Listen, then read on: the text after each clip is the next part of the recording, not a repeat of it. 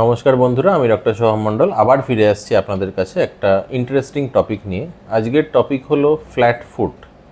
আমরা খুব commonly patients পাই, maximum time তারা স্কুল গোয়িং বাচ্চারাই হয়, অ্যাডাল্টরা অতটা হয় না।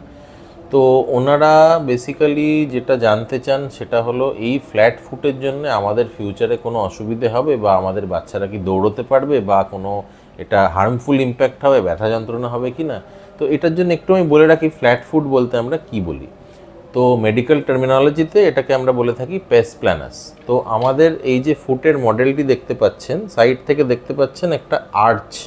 তো এই আর্চটা হলো আমাদের নর্মাল ফুটের মিডিয়াল আর্চ। তো এরকম ফুটের দু তিনটে আর্চ আছে, এই দিকে একটা আর্চ আছে, এইভাবে একটা আর্চ আছে।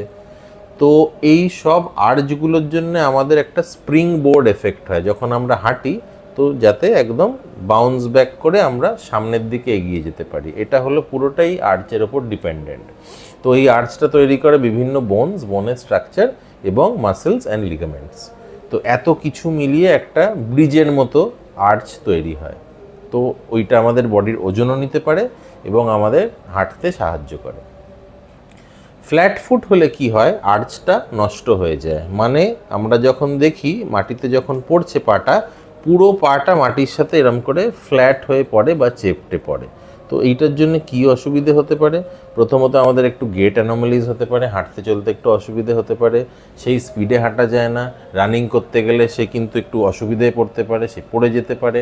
এবং আরেকটা প্রবলেম যেটা হতে পারে সেটা হলো এই ভেতরের দিকে পা ব্যথা হতে পারে, যেটা আমরা বলে থাকি মিডিয়াল সাইডেড অ্যাঙ্কেল পেন বা ফুট পেন। তো এটা কেন হয়? এই দিকের লিগামেন্টগুলোর ওপরে স্ট্রেন পড়ে বা স্ট্রেস পড়ে, যার জন্যে এই জিনিসটা হয়। আরেকটা জিনিস এটা জিজ্ঞেস করে অনেকে যে এটা আমরা রেমেডি করব কী করে, এটা রেকটিফাই করব কী করে। তো এটা রেকটিফাই করার দু তিনটে জিনিস, কারণটা খুঁজতে হবে। কারোর কনজেনিটাল থাকে জন্মগত, তাদের কিছু এক্সারসাইজ একটু বেনিফিট হয়, আর কারোর ডেভেলপমেন্টাল থাকে। তো ডেভেলপমেন্টাল একটা জিনিস হয়, একটা মাসেল টিবিয়ালিস পস্টেরিয়র বলি, সেটা ডিসফাংশন। তো ওই মাসেলটা স্ট্রেংথেনিং, টোয়ে দাঁড়ানোর ব্যায়াম, একটু ওয়েট রিডাকশন, এইগুলো অনেক বেনিফিট হয়।